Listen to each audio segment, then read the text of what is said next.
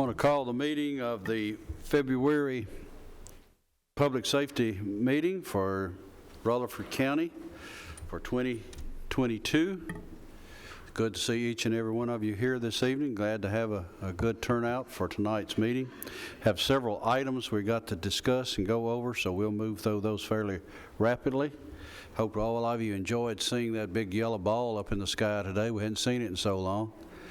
But to begin with, we're going to begin with the approval of our minutes. Mr. Vice Chairman.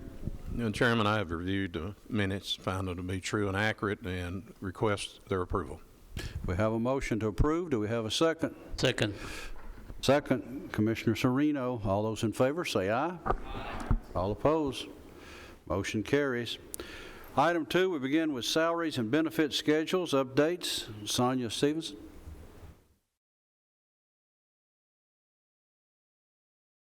Good evening. So I reached out after our last meeting and after the budget meeting and talked to Steve Thompson, who is doing our salary survey for us, to make sure that he would still be able to come to the multiple committees. He said he could come to as many meetings as we needed him for, so if he needed to come to budget meeting and public safety meeting and commission meeting, that he would be willing to do that, because he wanted to make sure that everybody understood the information that he was providing, and that if there were any additional questions that he can answer those. The goal is still to have those the 1st of April, if not sooner. I did tell him that if he could have them sooner, obviously it would be helpful to all of our committees in the full commission to have that information. So another thing was sent forth to me, a couple of questions. There's been some, the state of Tennessee has made some changes to their detention officers. Now the city is talking about making some changes to their pay plan inside their budget cycle. So I don't know if any questions or directives are coming from this committee based on that, but Yeah, I was just going to comment that from what I read in the news, the city did gave an across-the-board pay raise of 7%. Yes, sir. This is aside from the pay plan. Correct. And it is, my fear is that this is going to, whoever we've hired to, the gentleman we've hired to do this, are we keeping up with, because this is not the only one, not just Murfreesboro, but other entities around in the last 2 and 3 months have taken similar actions. And I really think that we need to consider doing something sooner rather than later. I'm afraid we're going to lose a lot of good experience. It's one thing to go to a peripheral county, that is a little bit of a drive for an employee to, say, go to Lebanon or Shelbyville or Nashville or somewhere that might pay more. But right here in the same county, it's not going to be much of a difficulty when they may actually be living closer to their workstation than they do currently, or at least as close. So I'm afraid that we need to be thinking about doing something sooner rather than later, or we're going to wind up losing a lot of experience. And I know Murfreesboro did this across the board, but we really need to start thinking about doing something for our public safety people, those frontline people. If you think sitting in the office is the same as being out on the road or being in a house on fire, then you really are living in a sheltered world, in my opinion, because I challenge anyone who questions that to go out and spend a day or two with these people. You'll find out it's quite different than sitting in an office. It's not the same. It really isn't. And so I think that we need to really look hard in the next short period of time at what we can do. I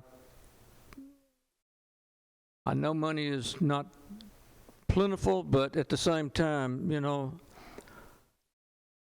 sometimes you just have to do what's right. And I just say this to all 20 other fellow commissioners. I say this not disparagingly, but sometimes you got to bite the bullet, do what's right, and if that means it takes a toll on your political situation, so be it. If you don't get elected because you did what's right, at least you went out doing what's right. And that's the important thing. And if we don't do that, there's a good possibility we could do this without tax increase, but even if we have to have a tax increase, I think people who promise no tax increase are naive. They've never experienced anything in government before. Never say you'll never pass a tax increase, because sometimes, for the sake of educating our kids or our public safety, and the two go hand in hand. There's an incident all over the news right now. It's something happened in one of our schools, and it involved law enforcement. If we didn't have those people there, it could be even worse. So I want my fellow commissioners to think hard about doing something. Think about it between now and the next commission meeting, because that's the first time we can actually do something, all 21 of us being there together, that we can pass something. So think about it. Thank you, Mr. Chairman. Just before I left for the meeting here, I just got a call from my neighbors, about 6-7 houses from me. And he said, are you going to have a meeting tonight? Yes. I said, is it going through TV? Yes. He said, going to watch TV. I think he's listened to us talking, so I'd like to share with what he told me. He said, I serve in the law enforcement, but the next door, they pay more than I do, so is anything we can do? Well, I will share with the committee when I get there, so that's why I did share with the chairman, share with the commissioner also. Thank you. Sure. So to respond to what you're saying, Commissioner Gurley, it would take some calculation. So if that's going to be the wishes of this committee, then Lisa Nolan and I would need to be able to calculate what the cost would be, what group, you have to tell us who. And when you talk about the individuals who are out in the field, I mean, all of our people in public safety are out in the field at some point in time. And I know you're calling them I'm having a hard time differentiating what you're talking about, a frontline worker versus the others, but maybe Commissioner Phillips can help me with this if I get off track, but I'm going to try to explain it to you. If everything's in a tier, so we always start at the least position, which would be detention officer, that then builds on to our patrol, then goes to corporal, then goes to sergeant. And I know that it's been mentioned several times that, we want to make sure the people that are in the field, have adequate pay and all this. But if we don't keep the division between all of the supervision as well, then we'll be hit with the next issue. We won't be able to get anybody to go into those lines of supervision because they're saying, why would I go into that position if I'm not going to make any more money? And that would be difficult as well. You've got to have those corporal, sergeants, lieutenants, and those individuals who are in the field kind of directing from our sheriff's office to our fire to our ambulance to direct those employees.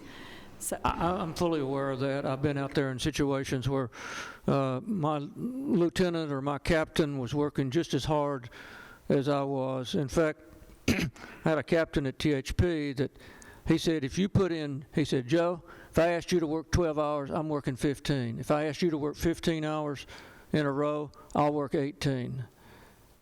And so, yeah, I'm not trying to segregate by levels of management, by no means. Okay.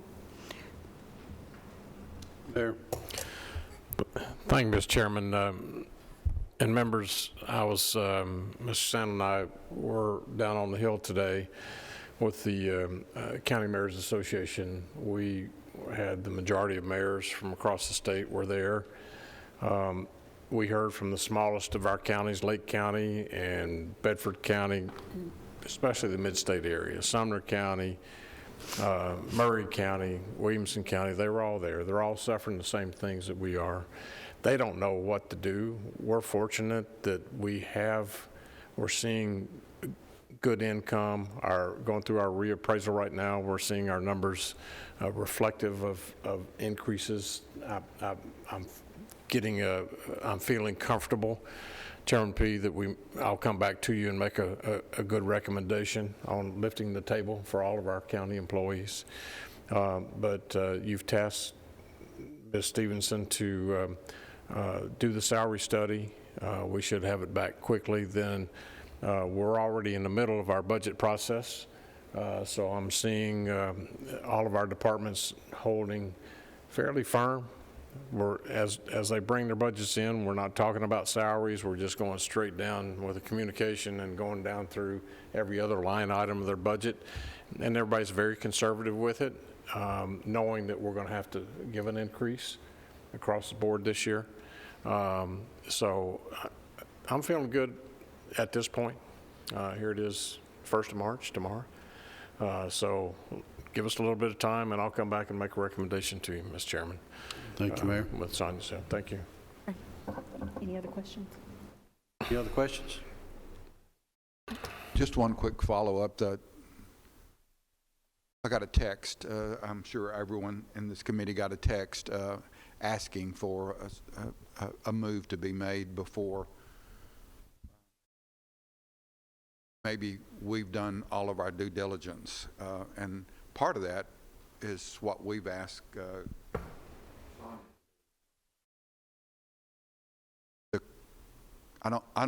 I'm pretty sure that there's 100% of this committee that wants to do something, really, really wants to do something. And we faced a similar situation, and we're able to, I think, give bonuses out, if I'm not mistaken, in 1st of December of last year. And I'm sure all of that's been eaten up by inflation. But I'm also a little bit concerned about this 7%. It was not totally out of the blue. I think Murfreesboro has done something similar over the last couple of years. It's not as if they just decided we need to give a 7% increase. They've actually kind of been in that planning process for the last couple of years, if I'm not mistaken, by giving 2 bumps in a year instead of just 1 bump in a year. So it wasn't like it was out of the clear blue. I think they've been doing that. Is that not correct? That is correct. And their fiscal year is the same as ours, so they'll do a pay increase at their fiscal year. Last year, I want to say it was 5.5–6% increase last year. Well, this current fiscal year that we're in now, and now they're looking at another 7%. And they did a salary survey, and I don't want to misspeak, but I think it was 2 years ago that they were implementing into this year. That's usually how, unfortunately, it runs a year behind, which is how they made their analysis for that, which is what we would do as well. And this current year, what they've done is not a salary survey, it's not a compensation survey, it's a market survey. And when I went back and looked, I went to their website. It's out there. All of you can go out there and look at the city of Murfreesboro. It's on there where they did the survey. And they did a market survey, and they polled, which I thought was kind of interesting, and I'm not sure how they came up, but they polled Franklin, Smyrna, Knoxville, Nolensville, Nashville Metro, Richmond, Virginia, Clarksville, Tennessee, Kansas City, and Huntsville. That's the only people that they polled in this recent one that has created this 7% increase. So I'm not sure if they're losing a lot of people to Richmond, Virginia, and Kansas, maybe Huntsville. That's not too far away. But it wasn't a compensation, it was a market. And one of the things that Steve Thompson is going to do is you're going to get the salary survey based on the entities that we provided, but he is also going to give us a market. And typically, the market is more what private sector pay. So I don't know exactly what they did because I wasn't involved, but based on what I'm reading, we will get a market analysis, so you will get both. You will get, here's the comparison to everybody we told them to compare to, and here's what the market is for that position as well. So, but I don't know, I don't anticipate that it's going to be people out of the state, so I'm not sure why those were in there. So I can't really answer that question. I guess I made a comment just to say that we're in the process of evaluating all of that, and I'm not sure to jump in and do something right now is also the appropriate thing to do. I'd rather do something that's going to make an impact, I mean a substantial impact, when that time comes, and I'd rather for us to make sure we got all of our ducks in a row and get the survey in and see what that says, and then be able to prepare in the budget process. And I think that's what the mayor was also suggesting. But I think that, to me, is more appropriate than just pulling something and saying we need to match Murfreesboro or whatever. And I also kind of want to ask a question. Bill, I think, Mayor, I think that the state gives us recommendations as to what we should be paying department heads and other types of folks. Is it possible for the state to put together some task, or someone to put together some recommended scale for counties of a certain size, a certain population, so that we don't have to always be trying to figure it out ourselves? Could it be possible for the state to give us some guidelines to go by? Well, I was talking to the new CTAS director. He just recently was promoted into that position. I was talking to him this morning over coffee. Now, we'll be back down there tomorrow with the governor and both speakers in the morning for breakfast. I'll be happy to talk to him about that. But we did have Commissioner Schwinn come in and speak with us, Commissioner of Education. She came in and spoke today and was talking about the new replacement recommendation that Governor Lee has on replacing the BEP formula. And she assured, and there was a lot of panic fear on some of our smaller counties, because that's always been the problem of every time they talk about it for the last 35 years, the smaller counties think that they're going to get less because their population of students is decreasing, kids are leaving. Still, they still have bills to pay. And Commissioner Schwinn promised them and guaranteed them that they would not get any less than what they're getting today, but it's going to help this new program, which I think is getting legs now with the legislature.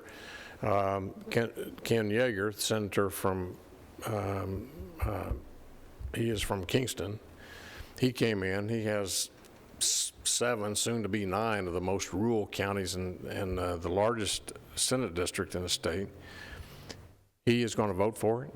He told us that today, that he feels that it's a good program, especially for large counties like ours that are suburban with fast-growing numbers of kids coming into the system, which is going to really help us out, which will allow us, with those dollars coming into the BOE here in Rutherford County, then we'll have some extra recurring dollars that we can use to spend on our salaries for all of our employees. So I came away encouraged today about that as well. You're wise, and as opposed to reacting into giving something just to match the city, we'll do it on solid ground, make sure that we can continue to afford it on a recurring basis when we give these raises. But we're only 3 months away of us having to notify by public by the end of May. We'll have to notify after all the budgets are in where we're at and what our recommendation is going to be in order to pass our budget to go into effect July 1. Just to follow up, if it's possible, if the state could put some guidelines together, it may even alleviate the process of counties and cities stealing from each other, if there's some Sure. type of scale that they could put together, and it might help counties if there were some process that they had, a recommendation that they had. So, and it may help us as years go by too to budget for those things. Yeah, they were talking about where our state penitentiaries are, and with the governor coming out and saying that he's elevating the beginning salaries to around $40-some thousand for all the state detention officers, which in some cases, in some counties, it's actually, they'll be making more than some lieutenants and captains in some smaller districts. So, but I'll be happy to talk to CTES when we go back in the morning. Yes, sir. I want to make sure that I understand, when you were referencing the department heads, are you talking about our constitutional officers and then like because the state doesn't currently set, they set like the election commission, the chancery court, and then all of our constitutional officers. But if they did that, would it have to be a state law? If they said, if your county's between this population, this is what you're going to pay, would that have to be a state law? I don't know, I'm just Yeah, asking. see, the constitutional officers, They're already set. they're right, already set, and you would have to change the Constitution to do that to all your employees. to all employees, because those constitutional officers have the authority to, except for some, but some of them can set their own salaries and Because my thought was, is if CTAS put something out there and it wasn't a law, then they would still have the freedom to choose to do something different, I guess. If they were able to put something out there, I'm not saying let's adjust the Constitution of the state of Tennessee. What I am saying is that if they can put out some guidelines, then it may help us and surrounding counties meet those guidelines, and it would probably also benefit all public safety employees, and not just sheriff's deputies, but ambulance drivers and EMTs and all of those. It would be a good help, I think, for us, because we could better budget and prepare for those things instead of, we could be more. They discussed today a piece of legislation that's getting some traction for ambulance drivers across the state, that you don't have to be an EMS driver, you just be a driver with a CDL license, because some counties are not, they don't have enough money, and they're just willing to hire somebody that's got a CDL license to start driving an ambulance. So, fortunately, I don't think we're in that position. Commissioner Gammon? Yeah, thank you. There was a number of us that was at the Capital Connection Chamber of Commerce recently, and they're going to have another one coming up, I think, March the 4th. That was one of the things that come up there, talking about, the landfill. They were talking about education, a number of other things, but at that time, nobody brought up anything about public safety needs, and that's one of the things that was brought up, and I asked basically the same thing that Commissioner Phillips just did. Is there not something that the state can do, especially Middle Tennessee, with the challenging issues of salaries and this and that they can put some kind of plan together to help fund or whatever in that sense, but it needs to be talking. And, you've got schools on both ends of the state, Walker State and Cleveland State, that train people to be officers, that they've got an outlet there to do.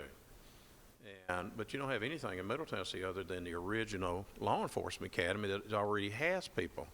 So that's one of the things we need to do is have a recruitment system to where we go out and recruit, and we can have people go to these schools, because they end up paying for it themselves.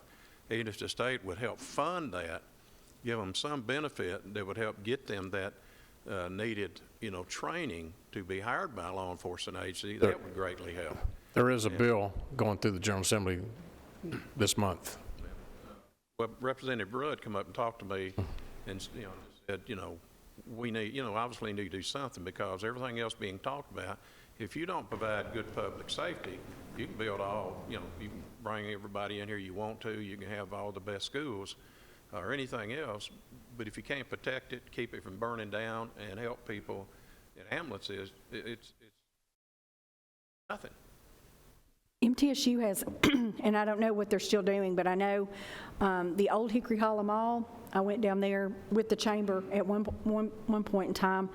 MTSU has a satellite school inside that mall as part of, I want to say it's Nashville State, but I'm not sure of what it is. But they have a criminal justice program that they had started, MTSU did, within theirs, because there were people who wanted to be in criminal justice, but they couldn't get to Murfreesboro. Maybe they didn't have the transportation or means. So maybe that's something that maybe MTSU or Motlow could do a 2-year associate's degree for a patrol officer. They already do stuff with our advanced EMTs and paramedics. I know MTSU does that, but maybe they could do an associate's program that might, because the Tennessee Promise, and I'm a Tennessee Achieves mentor as well, those will pay for an associate's degree if a student maintains a C average. So if you've got a high school student that maintains a C average, they could go to school and get an associate. So maybe that's something that we need to look at, is expanding MTSU and Motlow to see if they offer a program like that. I understand your suggestion, but it's completely in the wrong direction. We're not about educating just yet. We want people to get education. We're talking about bodies to hire that have the training to be a police officer, number one. And Blount County, for instance, who we're larger than, has their own academy, for instance. My understanding, they're not having any problem that we're having here, and that's in Maryville. But I'm talking about bodies. You know, I'm not talking about, you know, education is great, I got mine, but I'm talking about you got to have the basic training to be a police officer. You can have a associate's degree, that's not going to get you hired. No, but what you were saying that they were having in the academy, my thought was is if MTSU had a 1 or 2 year program to make that, that's where I was talking about. I mean, they've still got to go to be post-certified. They can't just be hired because they want to be. But that's not an academy, that's an education. I mean, and it's important, I'm not saying.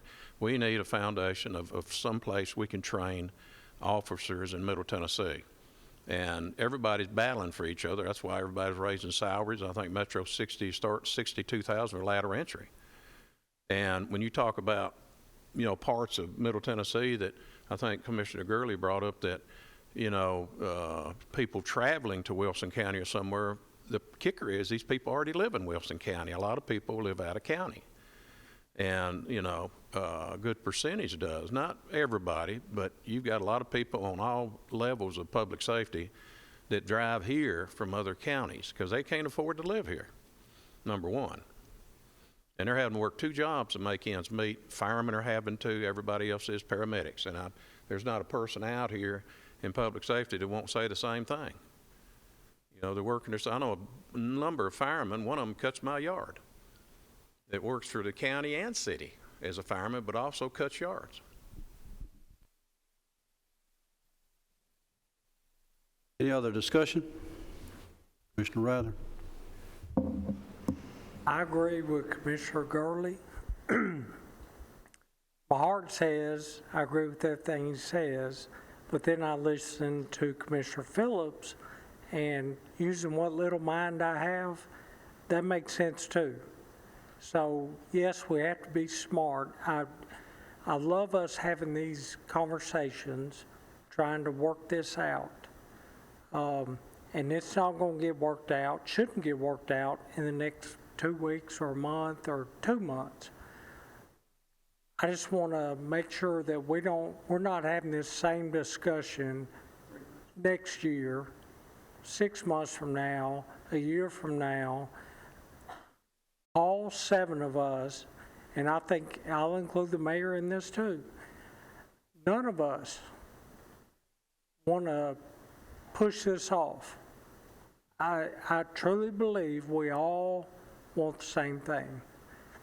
There is a question that was brought up a few months ago, was brought up to me, who do you define as public safety?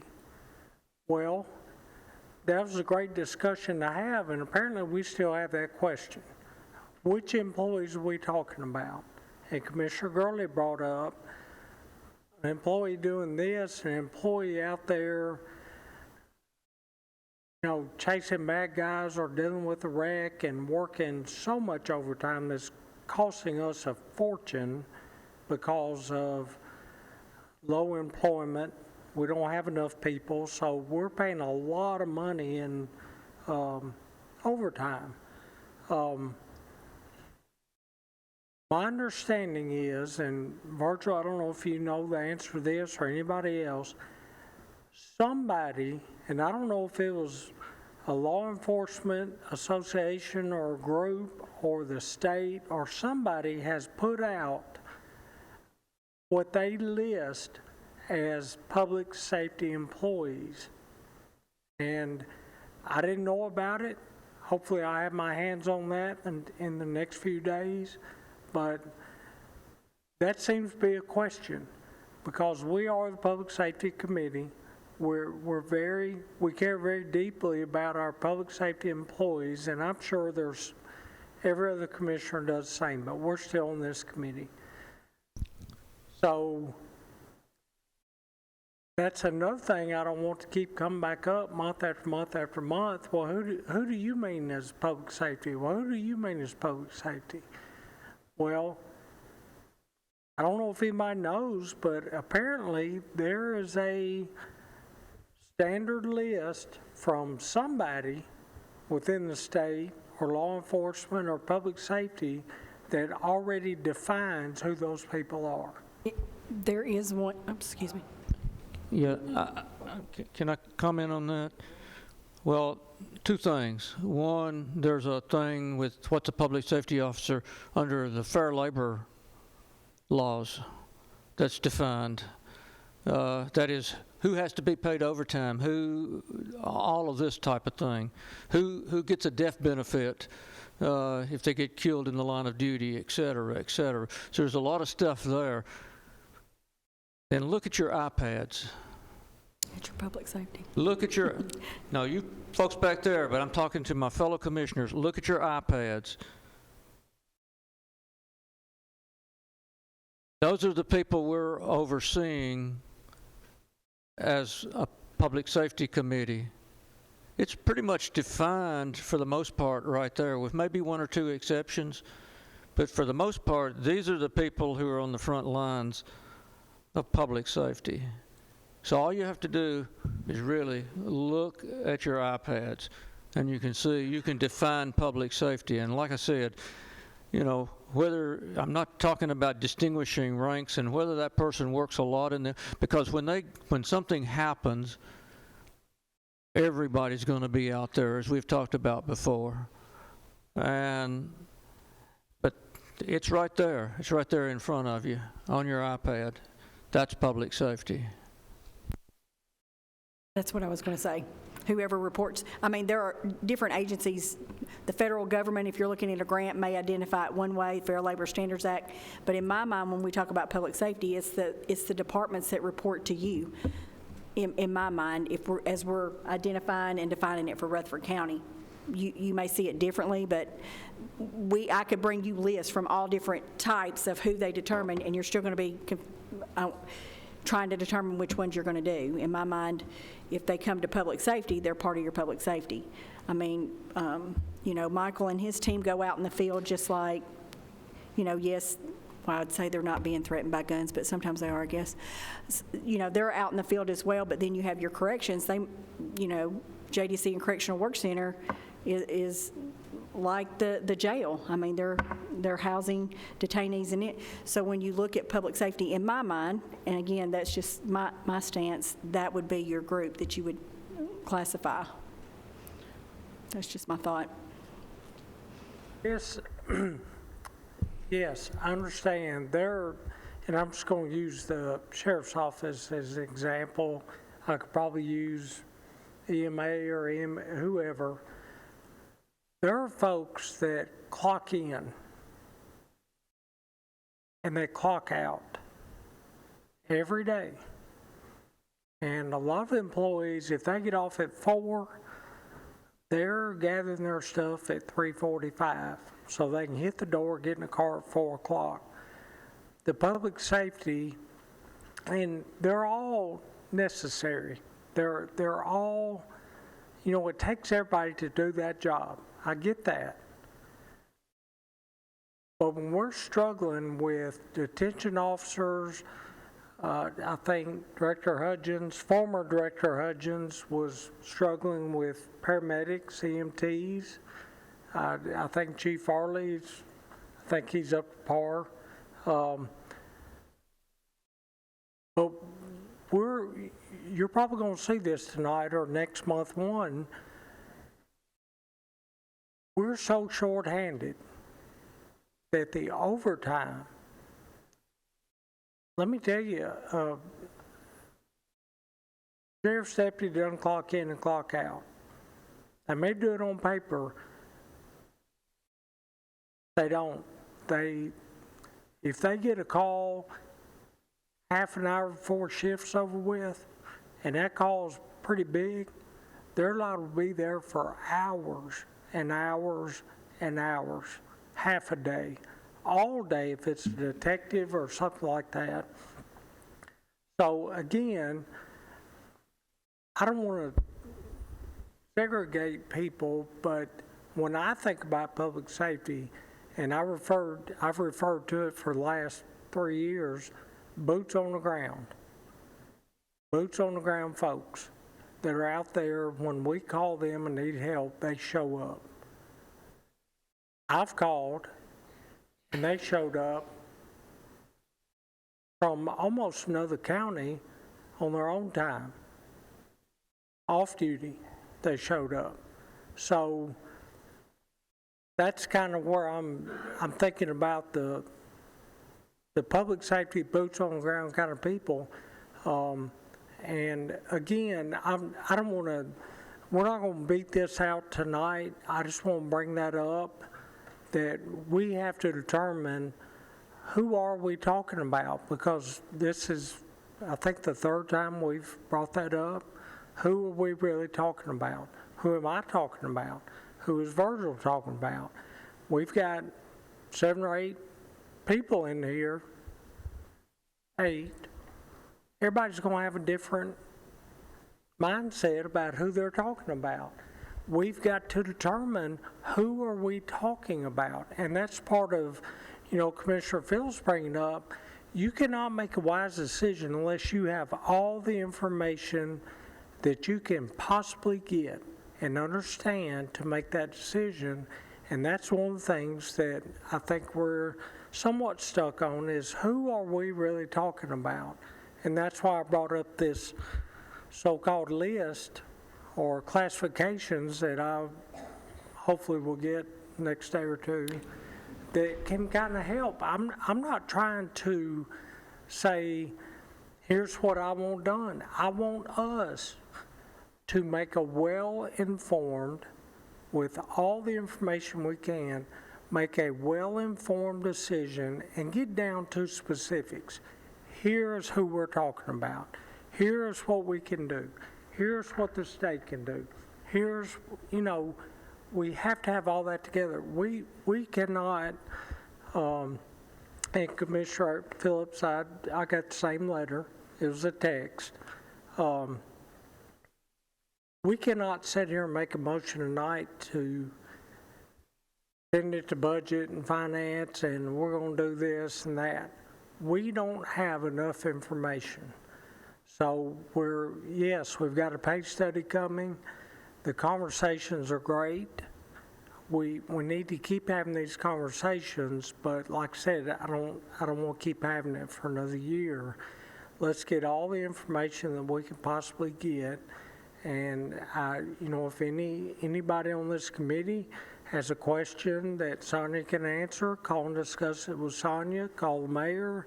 Let's talk about it the best we can and get all the information, because we are working for the people that work for this county, work for our citizens, and keep them safe. That's what we're working for. And again, I'm going to shut up. I love these conversations. We're headed in the right direction, but it is going to take a little time.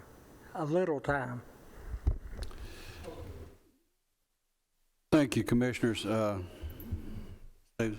Okay. thank you for coming tonight. I had asked her to come and try to give you an update on where we are on that, and I had called her at the last minute, early in the first of the week, so we appreciate you being here. We'll move now into the Public Safety Director's report.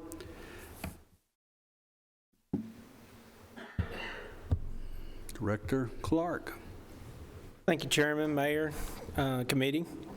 In front of you is Emergency Management's Public Safety Report for January the 18th through February the 16th. And if you have any questions, I'd be glad to answer those. Keep in mind that we've had several events happen throughout the month, such as snow events and severe weather and flooding. I hope that you've received some of your notifications in your emails of some of the preparedness things. Also, here recently, last week, we had a minor flooding event. Some would say it is a major flooding event. And collectively, our partners had chipped in and sent in data to provide information on road closures and hopefully prevent the public from entering those areas. We still have a problem with people running through flooded waters. Our fire rescue and EMS and Sheriff's Department have to attend to those folks. In fact, I think we've had a couple that went around cars, barriers, and then entered the water. So very frustrating on our part. I believe the Sheriff's Department could vouch that I think those people were fined or ticketed for their poor judgment in entering those waters in their vehicles. So that is my report, Commissioner. All right, you've heard the report from their director. Have a motion to approve that report. Move to approve. Motion made to approve. Have a second? Have the second. All those in favor say aye. Opposed? Report is approved. I believe you have two other items. I do. The first on there is an emergency management performance grant that we would like to execute and basically agree to for that contract. And that is a total of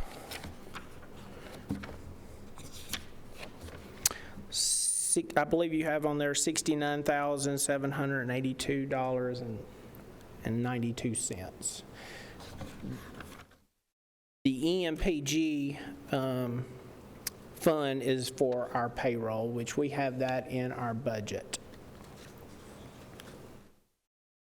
The difference, or the matching. Have a motion to approve. Move to approve. Commissioner Gurley makes the motion to approve. Commissioner Gammon does the second. Madam Secretary, call the roll.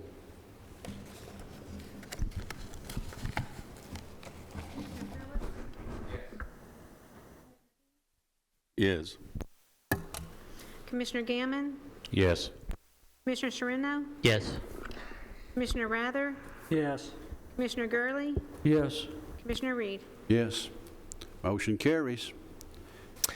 The second contract that's in front of you is the hazardous material emergency preparedness grant, which is a total of $19,040.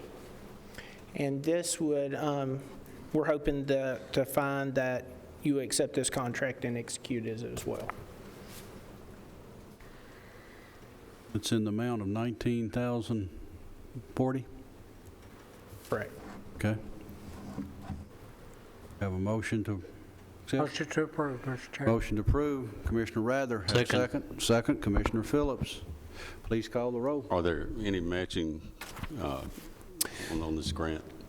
This is an 80-20 grant, which our intent is to budget the difference in this year's coming budget. And that money is not in this year. And then we're going to quickly enact on that contract and push quickly to complete it. And basically, we'll put together a hazard material exercise, which will exercise our incident command system, our emergency operations system, our hazmat response, and a lot of disaster response exercise. So we'd have to come up with about $4,000, somewhere in that neighborhood. I have that here. We would have to come up with $3,570. Thank you for bringing it up, Mr. Budget Chairman. Any other questions? Call the roll, please. Commissioner Phillips? Yes. Commissioner P? Yes. Commissioner Serrano? Yes. Commissioner Gammon? Yes. Commissioner Rather? Yes. Commissioner Gurley? Yes. Commissioner Reed? Yes. Motion carries. Thank you, Chairman. That's it? Okay, thank you, sir. Ambulance report. As our director comes forward, you were talking about education in these services a while ago. Let me just mention, I was Saturday with CT from the school board, and they were telling us, if you remember back in 2019, we set up a program at Rockville High School for EMS training, where we have a classroom out there that has a mock ambulance in it, where we train classes out there in EMS. And we were hoping that at some time that we would train enough out there where we'd get enough through that program where someday we might have those individuals coming as employees. Well, I was told Saturday that we now do dual enrollment with Motlow and with Rockville. I know they're working on it. Well, what I was told, we're getting about ready to have our first graduates. They'll come up this year. And with the creation of the new public safety building across the road, they're going to be using that building for those ride-along training that will work with that class and working there. So we're seeing results from what we're actually doing over that way. And then hopefully, and I talked to him about the possibility of a fire science program there too, and they said they were working on that one too. So we'll probably have 2 going out there in that area. So we've started in that direction. So I just thought I'd pass that on to you. I got those results Saturday. I think a couple of those students are setting up to come ride with us Yeah. in the near future. So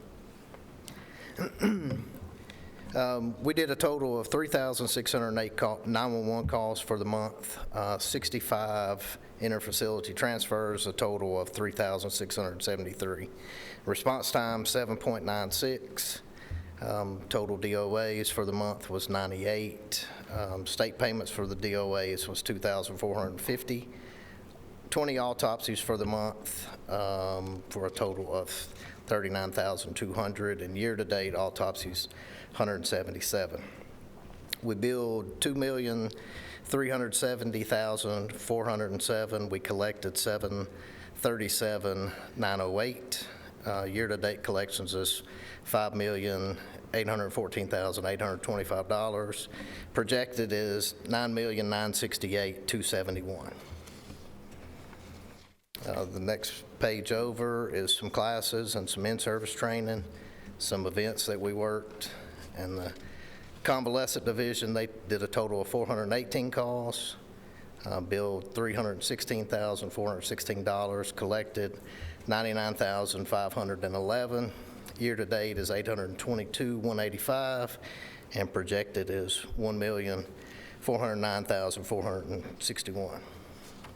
And then there's some emails somebody from Smyrna Fire sent about one of our employees and how they thought they did a good job, and then some other good cardiac calls that we had a good outcome on for the month. And that's my report.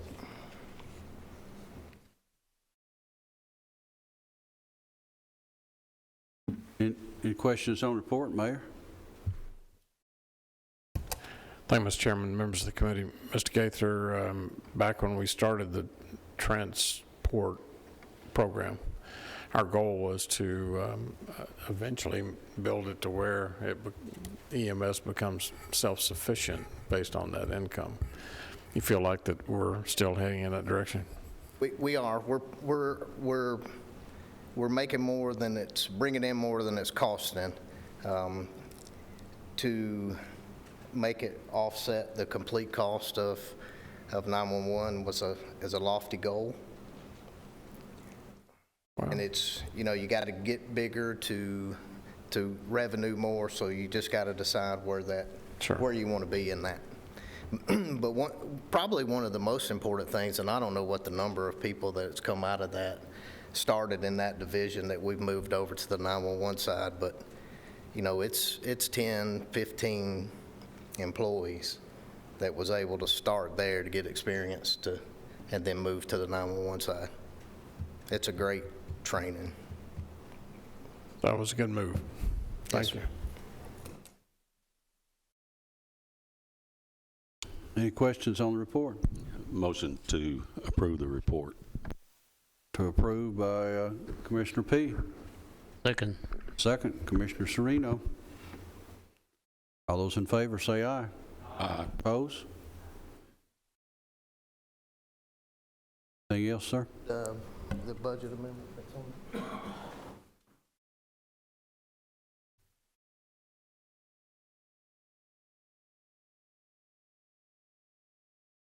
Yes, sir. So we're asking to move $100,000 out of in-fund balance into gasoline. We have about $61,000 left, and we want to move $100,000 out of in-fund into that line item.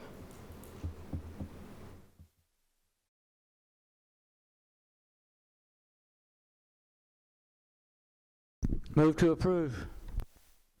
Have the motion to approve. Commissioner Gurley, second. Commissioner Phillips, any questions? Please call the roll. Commissioner Phillips? Aye. Commissioner P? Yes. Commissioner Sereno? Yes. Commissioner Gammon? Yes. Commissioner Rather? Yes. Commissioner Gurley? Yes. Commissioner Reed? Yes. Motion carries. Thank you. Director, do you want to report on the interview session that we've had just recently? So we got the approval for the grant for the 2 medical death investigators, and we interviewed about, 475 people over 3 days?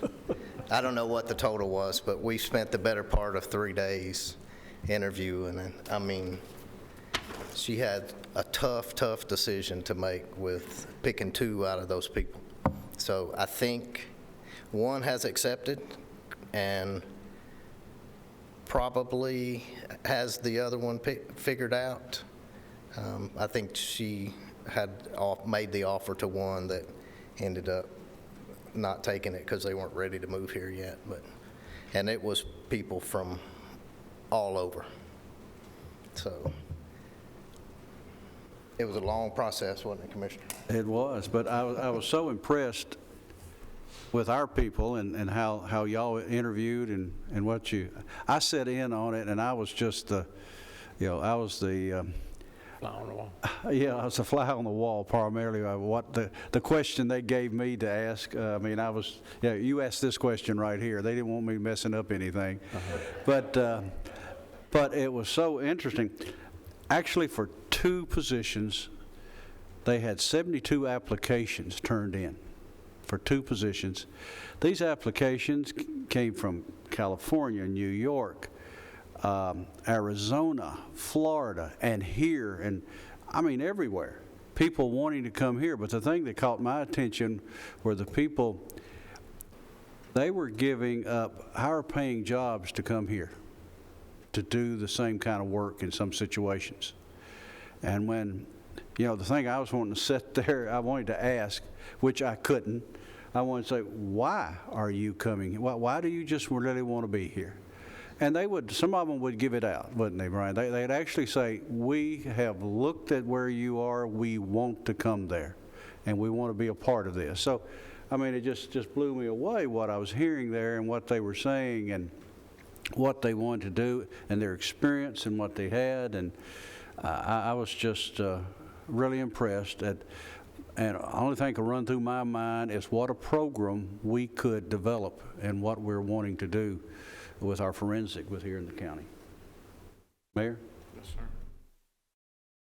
But I appreciate those 3 days, what I learned, but what I learned from our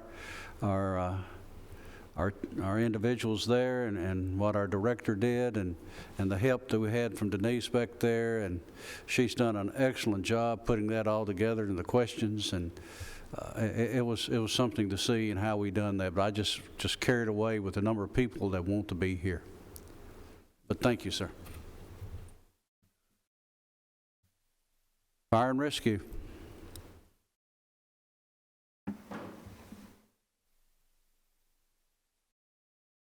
Chief?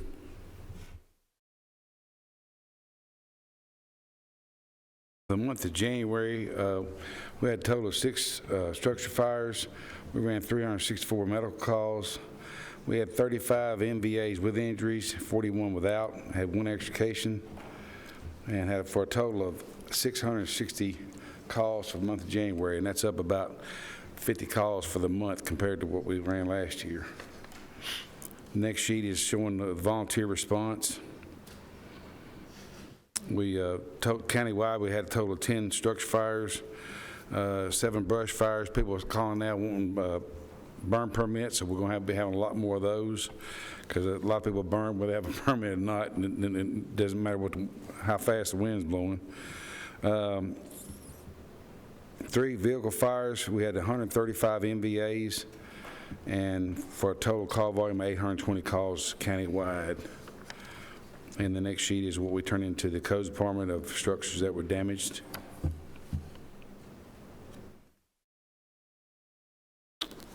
The next document shows the fire marshal's investigation on burnt structures. He did have a arrest for a incendiary fire that was on Blazer Avenue, and that suspect's been arrested in a hearing waiting for March, or it's set for March. We had a total of 9 fire prevention and safety grant installations on our smoke alarms. Murfreesboro Fire Department experienced a fire death the other night, so I want to reiterate that we do have free smoke alarms for anybody who wants one. We'd be more happy to come out and install it for you and give you as many as we think you need. The next sheet is our unauthorized burning in those locations. I believe as our fire marshal is going out to all these calls of illegal burning, I think he's having an impact in it because I'm starting to see a smaller amount of people doing so when they realize there's a penalty to it. And with the exception of a budget amendment, Mr. Chairman, that's my report. Any questions on the report? Move to approve. Motion made to approve. Commissioner Gurley. Second. Commissioner Rather. All those in favor say aye. Opposed? Report is approved. I believe you have an amendment, don't you, Chief? Yes, sir. We have had a bad year of vehicle maintenance, trying to keep all, we maintain all the county-owned engines, all the brand-new Fiera fire trucks we bought, and all the 2099 trucks that the county bought that the volunteers have. We're maintaining those too. I'd like to move $2,262 out of data processing and $17,009 out of admin equipment, which is our turnouts, and $365 out of our office equipment to maintenance and repair vehicles, line item 338. $20,000 increase. And a motion to approve. Commissioner Phillips. Second. Commissioner Gammon. Any discussion? Call the roll. Commissioner Phillips? Yes. Commissioner P? Yes. Commissioner Sereno? Yes. Commissioner Gammon? Yes. Commissioner Rather? Yes. Commissioner Gurley? Yes. Commissioner Reed? Yes. Thank you. And I'll also probably be back in March for a budget amendment on gasoline too, because it just keeps going up. Thank you, sir. All right, anything on radio system? Anything on radio system at all?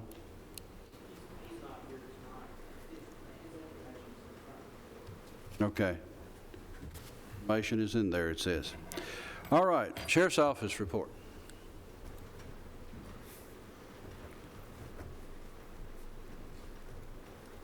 Thank you.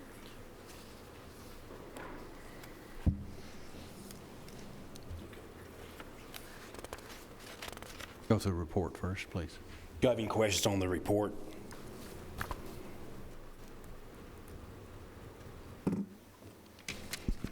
Looking at your budget items, we're actually getting close to the end of the year. How are your budget line items? Are they kind of in line? Yes, sir. We're monitoring the fuel, like the departments, and the maintenance of the vehicles, the prices of the parts, and then the labor of the vehicles. So we're monitoring it from month to month. I do have some amendments I have to do also.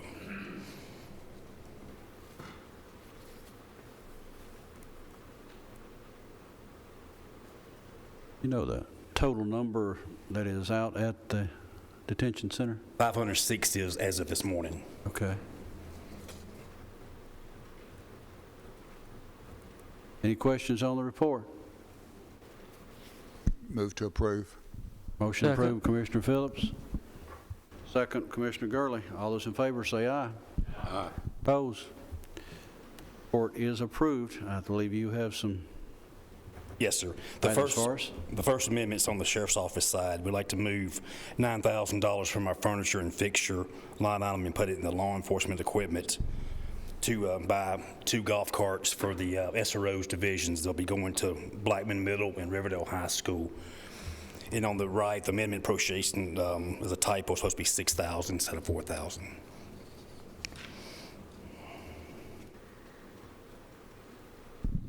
I'll make a motion to approve. Okay, motion, Commissioner P. I'll second that. Second, Commissioner Gurley. Any questions?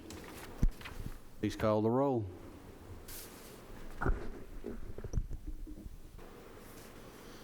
Commissioner Phillips? Aye. Commissioner P? Yes. Commissioner Sereno? Yes. Commissioner Gammon? Yes. Rather? Yes. Commissioner Gurley? Yes. Commissioner Reed? Yes. Motion approved. I believe you have one more, sir. Yes, sir. The second one is on the detention side. I'd like to move $200,000 from salaries and put it in their overtime. Motion approved. Motion made, Second. Commissioner Gammon. Second, Commissioner P. Any questions? Please call the roll. Commissioner Phillips? Yes. Commissioner P? Yes. Commissioner Sereno? Yes. Commissioner Gammon? Yes. Commissioner Rather? Yes. Commissioner Gurley? Yes. Commissioner Reed? Yes, motion carries. I'd like to have permission to apply for the Governor's Highway Safety and the teen grant. The Governor's Highway Safety grant pays for the overtime and equipment for the deputies working saturation and traffic enforcement. We're asking $125,000 for that grant. For the teen grant, it covers the overtime and equipment for deputies working with driving education for teens. We're requesting $20,000 for that grant. We've been applying for this grant ever since 2010.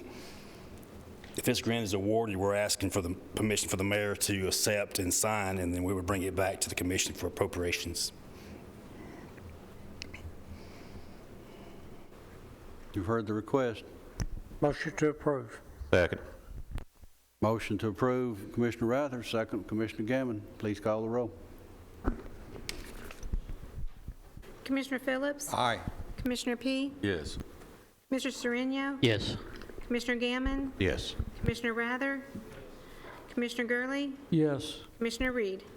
Yes, motion carries. We have one more request. Request the permission to apply for a Bureau of Justice assistant grant to purchase a thermal body scanner for detention. This scanner allows you to scan someone up to 1,000 times a year.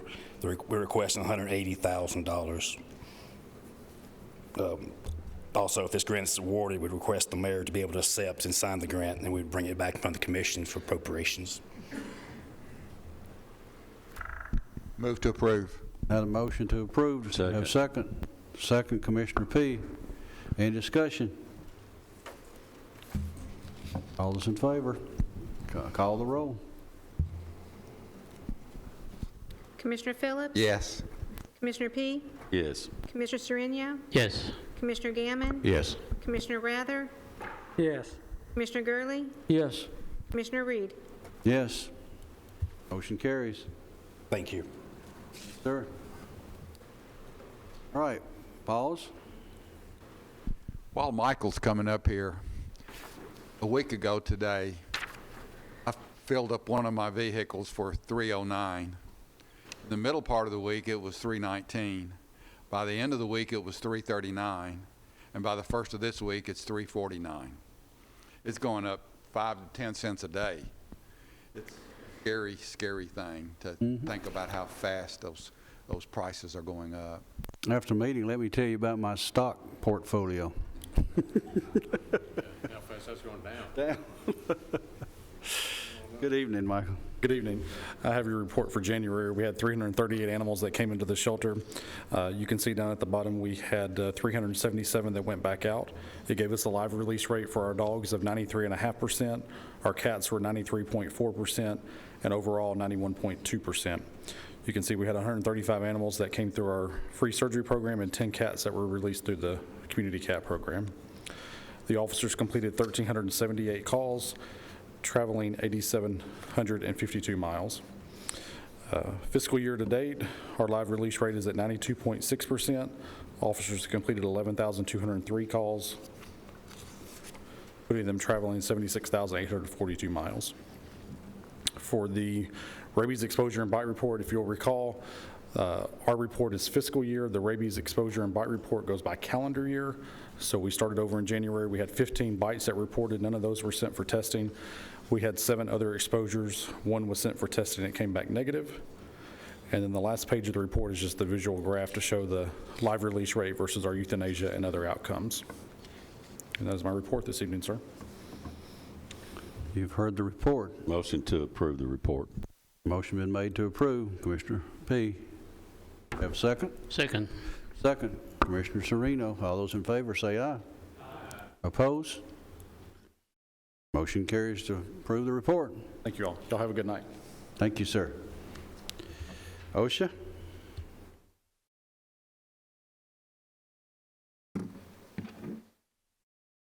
Thank you, Mr. Elam.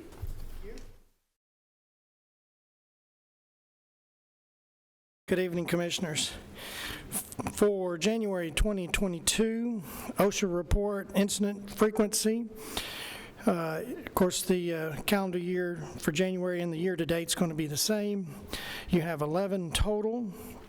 Total recordables, you have 9. Restricted day claims, you have 2. Lost day claims, you have 2. Other recordables, you have 5. Year-to-date, you have 2022, you have 11 compared to 18, 2021, compared to 26 for 2020. On the job, injury incurred dollars, you have 57 for 2022 compared to 72,000 for 2021 compared to 77,000 for 2020.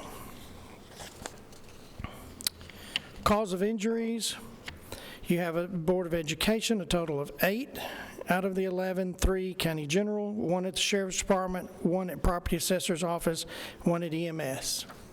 And that concludes my report, Mr. Chairman. Thank you, sir. Any questions? Move to approve the report, Mr. Chairman. Motion to approve. Commissioner Phillips. Have a second? Second. Commissioner Rather. All those in favor say aye. Aye. Opposed? Report is approved. Thank you. Thank you, sir. Recovery Court.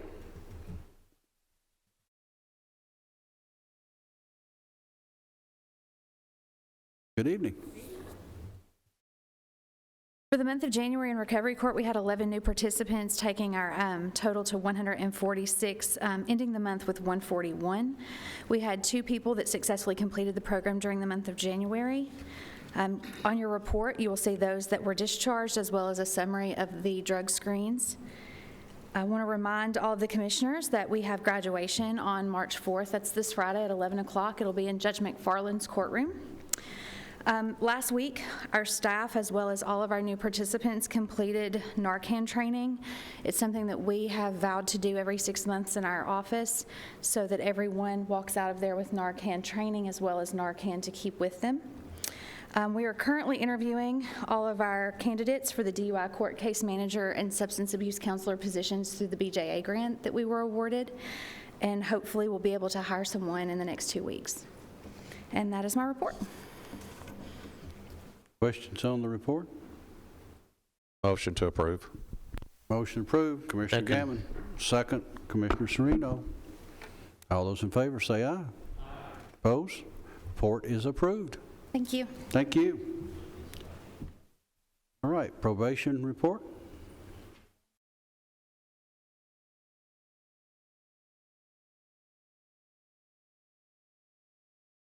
Good evening. Good evening. For our January report, we terminated, in other words, closed out 112 cases for the month. We currently supervise 1,042 individuals on probation in our office. Right now, we have 60 individuals actively attending classes. In the month of January, we had a total of 12 to complete those classes and 11 that were discharged unsuccessfully. Also, in the month of January, we were able to assist 14 individuals on probation in our office. 5 out of those 14 were homeless individuals in our community. Our total revenue for the month of January equaled $15,122.75, with the difference of expenditures for the month equaled out to be $101,521.41. In the month of January, the total amount of money that was turned over to the clerk's office and probation fees to be collected by the clerk's office equaled $6,325. The amount of probation fees owed that were not paid and those that failed to enter payment agreements in the month of January equaled out to be $2,804. So far this fiscal year, we've turned over $51,272.95 to the clerk's office to be collected on payment agreements. And so far this fiscal year, $35,044.95 was not turned over to the clerk's office because those individuals failed to enter payment agreements with the clerk's office. And then as of now, we supervise 13 indigent cases in our office, meaning the court has deemed them indigent. And that would be my report. Any questions on the report? I've got one. Okay. I'm seeing a lot of numbers here as far as people that are completed the course. Do you have any statistics on how many repeat offenders we've got for people that have completed, say, several of these programs? So as far as a report to see repeat individuals, I'm sure our software system can come up with some stats that I can present. Because you'll notice too, one of the things that you can look at is, you know, we closed out 112 cases in the month of January, but that also equaled out to be 93 people, meaning of those individuals, some of those individuals actually had multiple cases, meaning they've had the multiple arrest dates. So any kind of data that we can pull from our software system, I can request that and present that next month, just to kind of give a general idea, because it's frequent. Like I know there are just certain individuals that come in quite frequently, so on different cases, on new arrests. So, okay, thank you. Other questions? Okay, all those in favor? Opposed? Didn't we have the motion? I know we.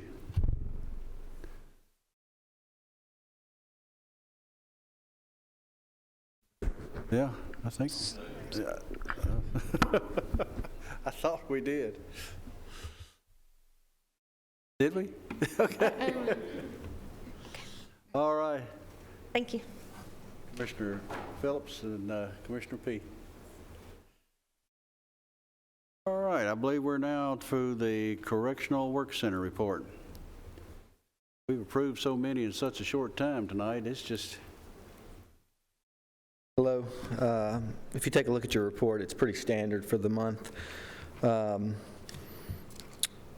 If you have any questions about some of those numbers, just let me know.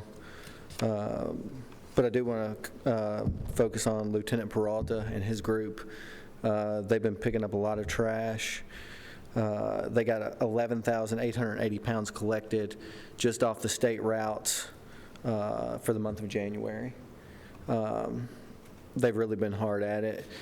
He's working really close with Major Spence at the Sheriff's Office because we've got some cameras out now, and we've actually caught a few people that have dumped things. So working on getting that taken care of. So.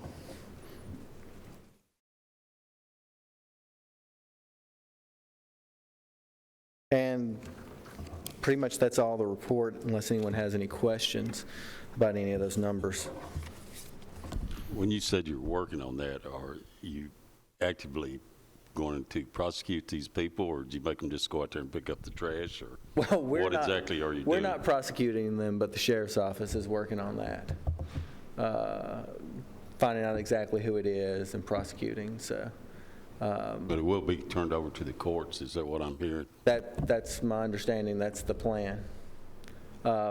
Lieutenant Peralta can actually tell you more about the software and stuff that he's using if he'd like to come up here for a moment, but if you need to hear more about it. But he's worked very closely with them, and there's a couple of people that they've targeted, so I'll just let him tell you more about it. Oh, okay. Good evening. We purchased these trail cams because we had actually one stolen. It's the cellular and GPS trail cams. So we went with those. So again, I do work close with Major Spence. We use the, apparently when the image comes in, I get the notification on my phone. And as soon as I get that, then I contact either dispatch or Major Spence. And we actually, if you go on their Facebook page, you can actually see the illegal dumping being taken place at a location. There's also another detective that's looking into a box trailer that's dumped probably about 80 tires. And we got pictures of those as well, so that's all being turned in. But I would ask you commissioners if you could get with the residents of your district, and if they come across anything that they may see, report it. If they, in their areas, if they have anything, they need to reach out to you as far as the roads being filthy. And we, as the Correctional Work Center and everyone else, would like to get out there and help these residents first, take care of them and make sure our county looks pretty good. I know that's a vision that the mayor's been having for a very long time, but we all together need to work together as a team so we can actually stop this illegal dumping and make this county beautiful again.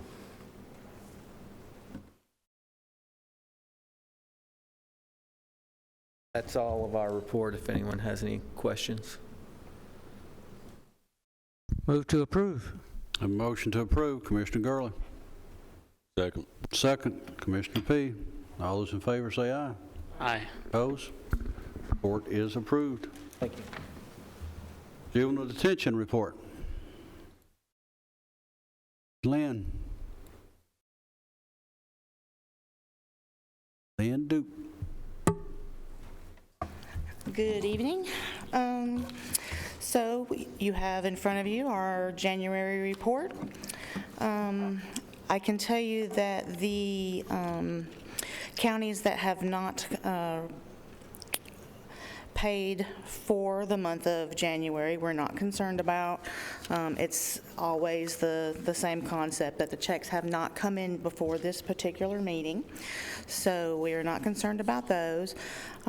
Really the only thing is that we had a couple of months where we had some great statistics for our STDs, and now the last 2 months, December and January, everybody's gotten back out and made some new friends as our statistics are up, especially with our 16-year-olds. The only other news I really have is that our parenting class is about to start back up. We haven't had that in some time based on some COVID restrictions and space in our building, but I think we're going to be able to use some of the space in what once was the Community Learning Center, and so we're hoping in the next month or so to get the parenting classes going. It's very popular and we get a lot of calls for those, so if you have any other questions, I'll be happy to answer them.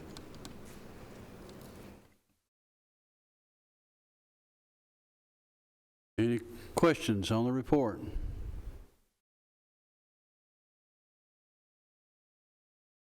We have a motion to approve. I so move. Motion to approve. Second. Commissioner Sereno, second Commissioner P. All in favor, say aye. Aye. Opposed? The report is approved. Thank you. Thank you.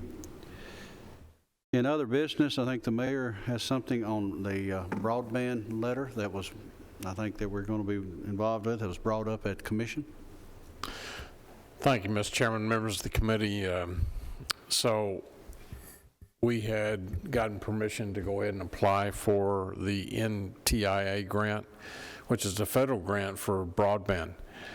I was able to get hold of Senator Blackburn on our behalf. We were the only one in the state of Tennessee that actually applied for this, and she was more than happy to send a letter from her office to the other federal office that oversees this grant.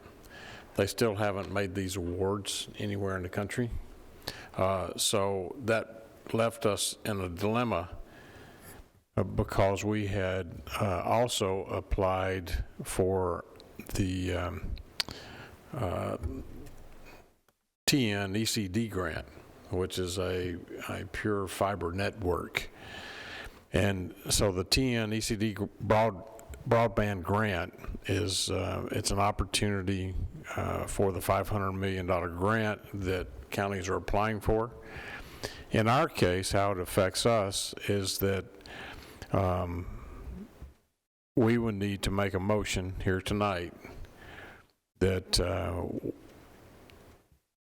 we resolve and approve the Rutherford County Commission to allocate a maximum of a 15% match in an aggregate amount not to exceed $1.5 million in co-funding to the providers that awarded the TN ECD grants to construct a 100% fiber optic network in Rutherford County.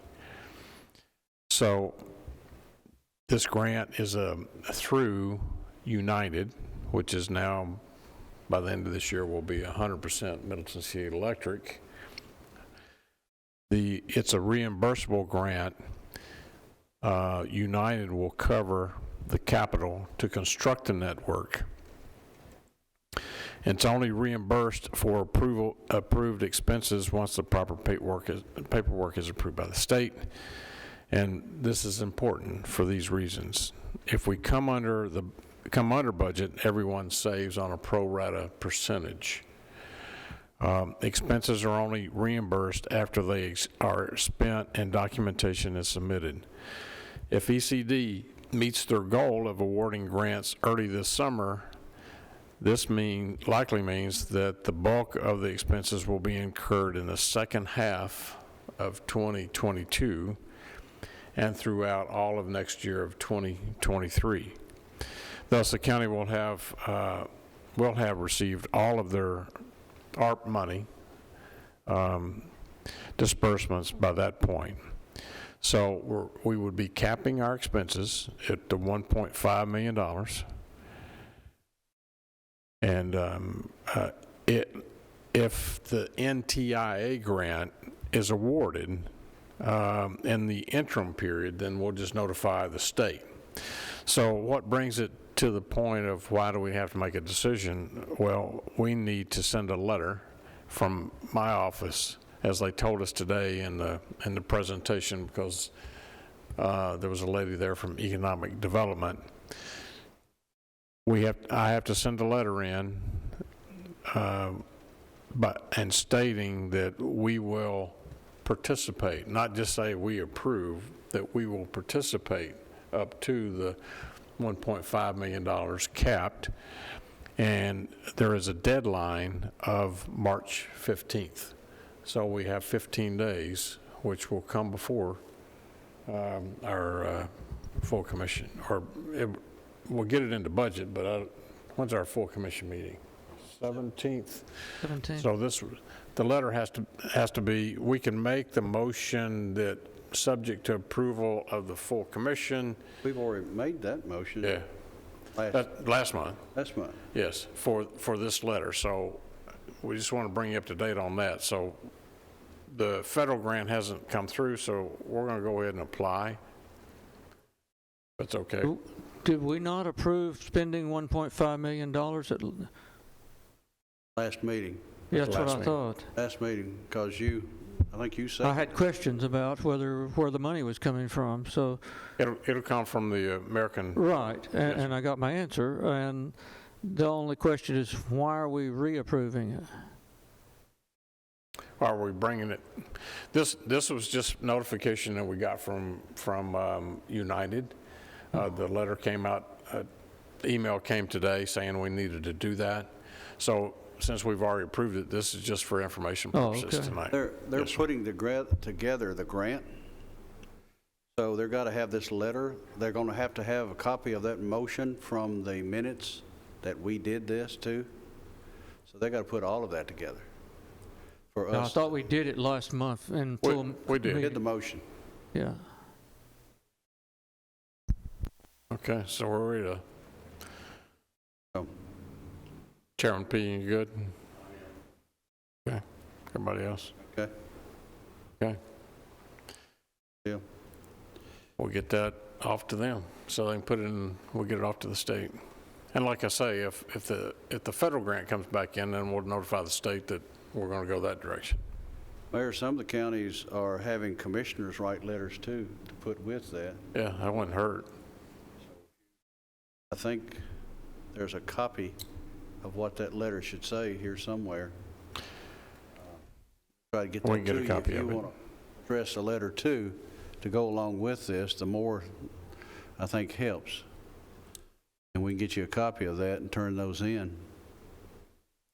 Yeah, I've got several constituents in the, believe it or not, in my district in the north end, along Pawpaw, et cetera. There's some, it's really hard to believe that 30, 40 years ago, it was kind of a no man's land. Now they're high dollar professional people have built homes out there along there, but they don't have broadband and they can't really do their jobs. So, they've built nice homes, got electricity, they got water, they got dial-up. Can't download a page. Yeah, it was interesting.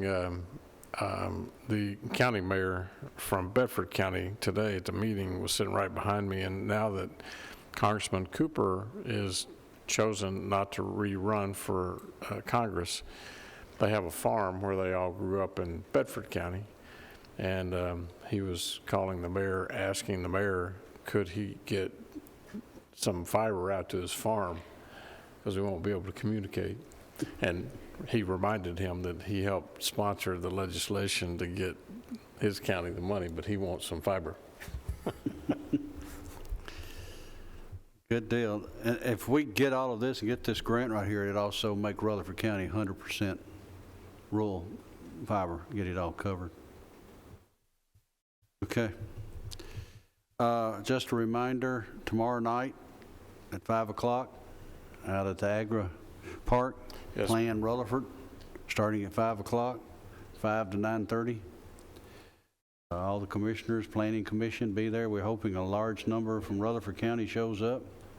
Speaker Pro Tem has a great speech. You need to come and listen.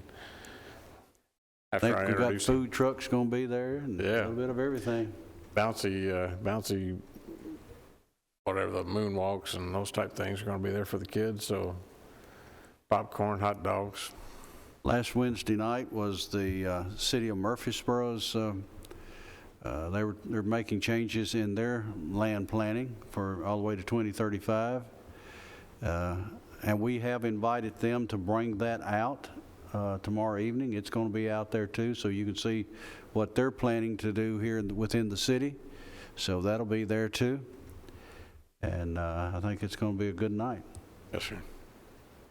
Anything else should be coming before this committee? Just one thing, if I could, Mr. Chairman.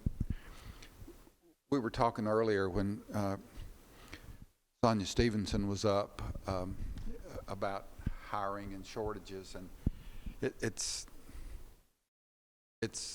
not just the Department of Safety that's having those issues. Having those issues in other departments too, about hiring people and having shortages, and it's not with just the government. I hate to compare industries, but I went into one local Dollar General store and the doors were locked. And the reason on that door was can't find any employees, can't find anybody to work. And it's an issue that appears to be growing. Boggles my mind to think about the way this county's growing and the number of people that are coming in, and we're having shortages of employees. And if you just ride around town and look at the help wanted signs, they're all over the place, all over. And I just went by International Paper, which is one of our oldest industries here. And they had a sign up, employees wanted, and I think they had somewhere starting right around $24-25 an hour. They can't find employees. Well, I shouldn't say they can't find employees, but they have openings that they're trying to fill. And what I guess I'm trying to say is just to emphasize what Commissioner Rather and Commissioner Gurley was saying, that this commissioner, and I think this body as a committee, are committed to do something. I know the mayor's office is committed to do something. And I'm interested in seeing what the survey comes up with. I think as a result of that and of other information that we're gathering, that we'll be facing decision within a couple of months. And I'm looking forward to what that information is so that we can make an intelligent decision and hopefully make a decision that will be in more of a long-term best interest of the county employees. This is, I don't know how many times, I've been up here a long time, and there's been a number of times that we've said this is going to be a challenging year. But I don't know of any other year that we're going to be faced with the challenges that this commission will be faced with come this summer. It is mind-boggling to think of the needs that we have and how we're going to address those needs. So giving public safety employees the raise that they really deserve is just one step in a multitude of balls that we're going to have to juggle this summer. We're all got our work cut out for us, and it's just not going to be an easy thing to do. Those of us who also serve on Health and Ed Committee, last week we addressed $137 million in new money to expand our high schools. And that is the exact right thing to do. So we're going to have to figure those things out, just like we'll figure out the raises for our employees and for the public safety employees.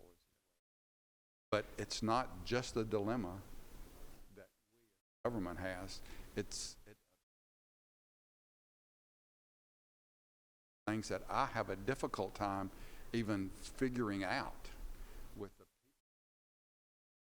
the folks that are coming here. Shortage of employees that we seem to have all over. It's a challenge, and I know the mayor's been thinking about those types of things and planning on making some significant changes to how we address some of those things. But it's an issue, once again, that we're facing, but the private sector is also facing. We looked at our insurance committee, risk management committee last week, and we're looking at 25, 30% increases in benefits. We're doing some things to offset that. Thanks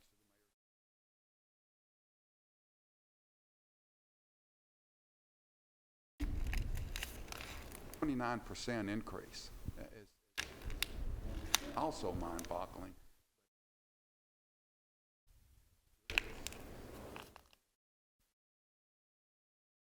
Talked about some issues tonight that are critical, but there's a lot more that this committee and this commission will be looking at over the next 3 or 4 months. It's going to be a challenge, and I know all of you will work real hard to meet the needs that the citizens of this county has. And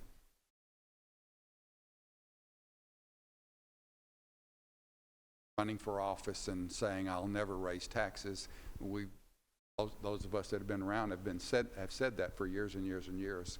If you don't want to raise taxes, don't vote to fund particular programs. So we're looking once again at what will happen this summer, and what will happen this summer will be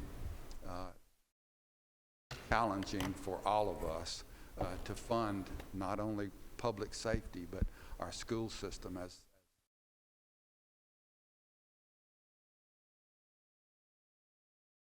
modified BEP is going to help there a little bit, but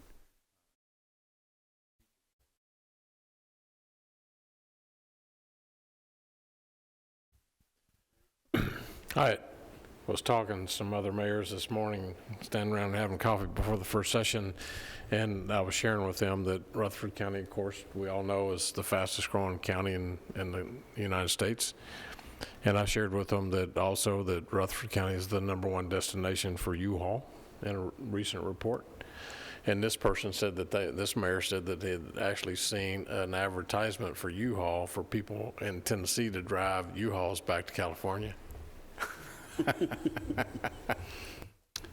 Commissioner P.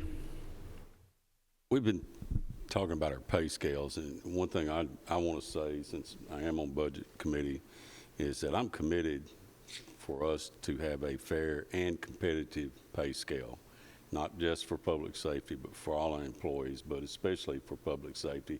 And I think I can safely say every one of us sitting here feels the same way. So I don't want y'all to think that, you know, we're trying to push this down the road. I think people had that notion when we were talking about the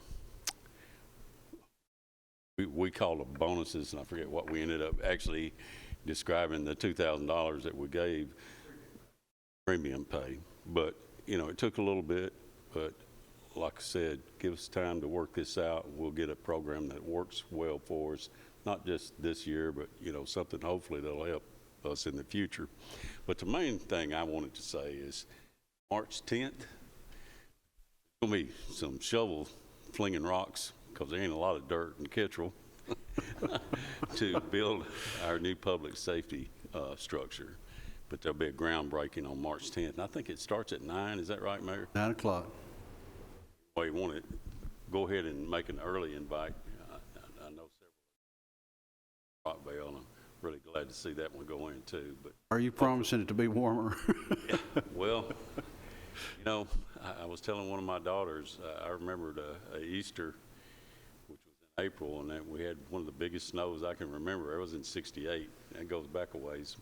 But it was about up to my knees. So no, I'm not going to promise that. I've seen it, stranger things happen.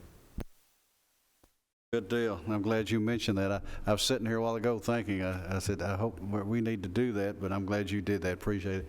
I tell you what, we'll just close it out on that and hope to see you all tomorrow night and see you on the 10th. If not, we're adjourned.